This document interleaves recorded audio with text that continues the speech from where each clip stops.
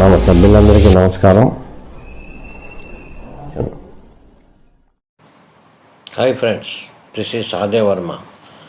Senior సిటిజన్లు పూర్తిగా నిర్లక్ష్యం చేస్తుంది ఈ బీజేపీ కేంద్ర ప్రభుత్వం. భారతదేశంలో సీనియర్ సిటిజన్గా ఉండడమే నేరమా? ఈ మధ్యకాలంలో ఈ అంశాన్ని పార్లమెంట్ మెంబర్ శ్రీమతి జయా బచ్చన్ కూడా పార్లమెంట్లో లేవనెత్తారు.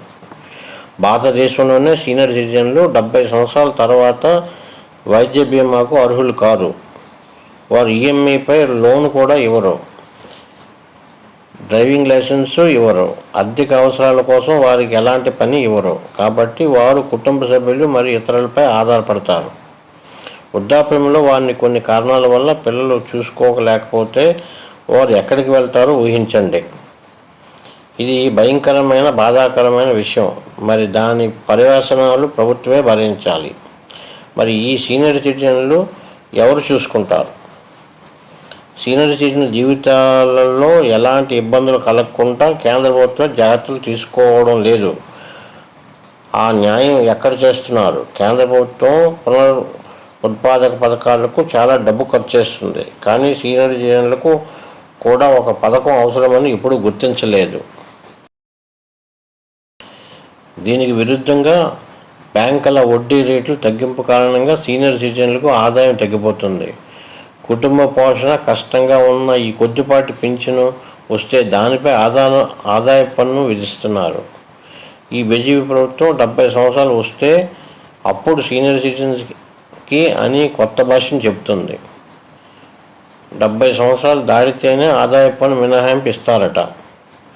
70 సంవత్సరాల నుండి కొనసాగుతున్న రైల్వే ప్రయాణంలో సీనియర్ సిటిజన్స్కు రాయితీని కరోనా పేరుతో చెప్పి ఈ బీజేపీ ప్రభుత్వం రైల్వేలో సీనియర్ సిటిజన్స్కున్న కన్సెషన్ను తీసివేసింది.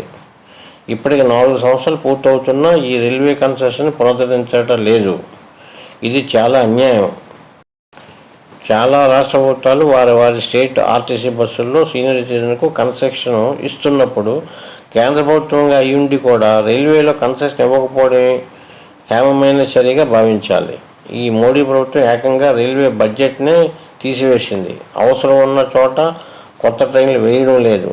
సామాన్య ప్రజల కోసం గరీబ్ రథ్ ఎక్స్ప్రెస్లు వేయడం లేదు. రైల్లో అవసరం ఉన్న 4 జనరల్ బోగీల్లో 2 తీసేసి 2తోనే రైలు నడుపుతుంది. సీనియర్ సిటిజన్ అయిన ఈపీఎస్ పెన్షనర్స్కు గత కాంగ్రెస్ ప్రభుత్వం 2014లోనే ఈ మినిమం పెన్షన్ 1000 రూపాయలుగా నిర్ణయం చేసింది. అప్పటి నుండి ఈ బీజేపీ ప్రభుత్వం వచ్చింది. ఇప్పటి వరకు 10 సంవత్సరాలు పూర్తయింది, అయినా ఈ మినిమం పెన్షన్ పెంచలేదు. ఈ 10 ఏళ్లలో నిత్యావసర వస్తువుల ధరలు రేట్లు విపరీతంగా పెరిగిపోయాయి. ఇదే 1000 రూపాయలతో సీనియర్ సిటిజన్స్ ఇద్దరు భార్యాభర్తలు ఎలా బతుకుతారన్నది కనీస ఇంకిత జ్ఞానం కూడా లేదు ఈ మోడీ ప్రభుత్వానికి. నరక యాత్ర అనుభవిస్తూ ఉన్నాము. మరి మోడీ గారికి తెలియదా, లేకపోతే అమిత్ షా గారికి తెలియదా, ఆర్థిక మంత్రికి తెలియదా? మన పరిస్థితి ఈ రోజున వృద్ధాప్యంలో ఉన్న ఇద్దరు దంపతులు బతకాలంటే ఈ రోజున ప్రభుత్వం పెంచే ధరల వల్ల కానీ ఒక సిలిండర్ ధర తీసుకుంటే 1200 రూపాయలు ఉంది, పప్పు ధర తీసుకుంటే 200 ఉంది. కనీసం జీవించాలంటే ఇద్దరు భార్యాభర్తలకి కనీసం 9000 ఉండాలని చెప్పేసి మన ఆల్ ఇండియా పెన్షనర్స్ అసోసియేషన్ తరఫున, మన సంగారెడ్డి జిల్లా తాపరపాయ అసోసియేషన్ తరఫున మనం ఈ ధర్నా చేస్తూ ఉన్నాము. మనం కనీస పెన్షన్ ఏదైతే ఉందో అది 9000కి చేయాలని చెప్పేసి, అలాగే ఆ పెన్షన్ మీద ప్రతి 3 నెలలకి 6 నెలలకి డిఏ ధరలకు అనుకూలంగా పెంచితే బాగుంటుందని చెప్పేసి భార్యాభర్తలిద్దరికీ మెడికల్ ఫెసిలిటీ కల్పించాల్సిన అవసరం ఈ ప్రభుత్వాల మీద ఉందని తెలియజేసుకుంటూ, అలాగే మన పెన్షనర్స్ పట్ల రీసెంట్గా రిటైర్ అయ్యే వాళ్ళకి ఒరిజినల్గా రావాల్సిన పెన్షన్ 20,000, 30,000, 40,000, 50,000 ఉంటే ఆ విధంగా ఇమ్మని కూడా సుప్రీంకోర్టు జడ్జిమెంట్ ఇచ్చిన తర్వాత కూడా ఇంతవరకు ఈ ప్రభుత్వం. బాధాకరమైన విషయం ఏమిటంటే ఈ రాజకీయాల్లో సీనియర్ సిటిజన్స్కు అంటే అది ఎమ్మెల్యేలు, ఎంపీలు లేదా మంత్రులు కావచ్చు, వారు ప్రతి కన్సెషన్ పొందుతారు. మరి వారు ఎన్ని పదవులు చేస్తే అన్ని పదవులకు పెన్షన్లు కూడా పొందుతున్నారు. మరి వీరి గురించి ఈ బీజేపీ ప్రభుత్వం మాట్లాడదు. అదేవిధంగా ఈ మోడీ ప్రభుత్వం ఎంతసేపు అదానీ, అంబానీ లాంటి ధనికులకు, బడా వ్యాపార సంస్థలకు, వ్యాపారవేత్తలకు అనుకూలంగా వ్యవహరిస్తుంది. కానీ సామాన్య ప్రజలు, రైతులు, కార్మికులు, రైతు కూలీలు, వలస కార్మికులు, సమాజంలో కింద తరగతి ప్రజల గురించి ఏనాడు పట్టించుకోవడం లేదు ఈ బీజేపీ ప్రభుత్వం. సీనియర్ సిటిజన్స్ కోసం ఒక ప్రత్యేకమైన పథకం ప్రవేశపెట్టాలి.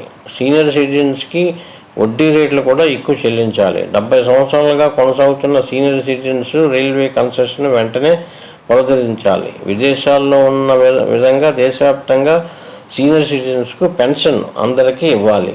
అదేవిధంగా చూడటానికి ఎవరూ లేని సీనియర్ సిటిజన్కి ఆదుకోవడానికి ప్రత్యేకంగా ఓల్డేజ్ హోములు ఏర్పాటు చేయాలి. అదేవిధంగా ఎక్కడికి వెళ్ళినా సీనియర్ సిటిజన్స్ కోసం ప్రత్యేకమైన ఏర్పాట్లు చేయాలి. దేశవ్యాప్తంగా సీనియర్ సిటిజన్స్ మరియు ఈపీఎస్ పెన్షనర్స్, పీఎఫ్ కంట్రిబ్యూటర్స్ అందరితో కలిపి సుమారు 28 కోట్ల మంది అవుతున్నారు. ఈ బీజేపీ మోడీ ప్రభుత్వానికి పూర్తిగా వ్యతిరేకించండి. ఈ ప్రభుత్వానికి మార్చే శక్తి సీనియర్ సిటిజన్స్కి ఉంది. వీరిని బలహీనులుగా భావించి విస్మరించొద్దు. భారతీయ సీనియర్ సిటిజన్గా ఉండడం ఇప్పుడు నేరంగా పరిగణించబడుతుంది.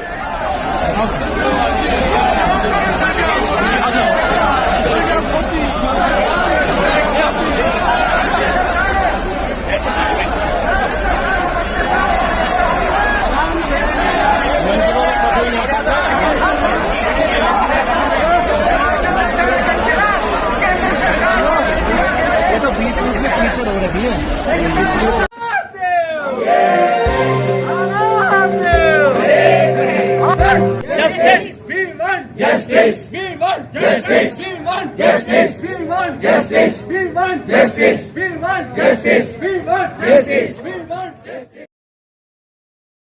దీన్ని అన్ని సోషల్ మీడియాలలో షేర్ చేయండి. మీరు అన్ని సోషల్ మీడియాలలో కనెక్ట్ అవ్వండి.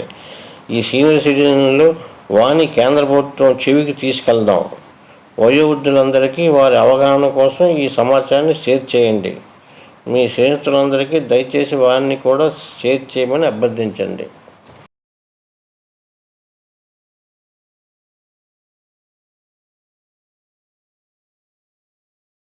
Let us hope for the best. వారి యొక్క కొత్త సమాచార వీడియోతో మీ ముందుకు వస్తాను.